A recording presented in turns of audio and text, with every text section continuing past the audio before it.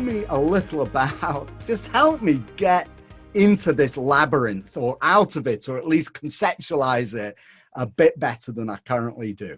Sure. Well, obviously, Facebook is the elephant in the room. I mean, it is probably, well, it is definitely one of the very first social networks. There is like 900 million logins on Facebook every 60 seconds. So that's like a stunning number, right? I mean, there is, you know, billions of people that are logging in or have accounts on Facebook.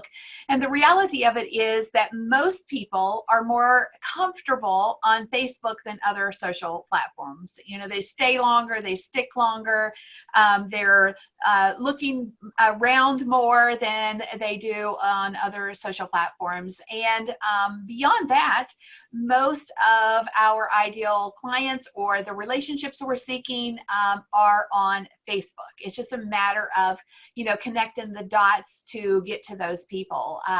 Because, you know, again, the reality is even if they're not engaging on Facebook, they're still there. They're still looking. They're still consuming content, if you will, on Facebook.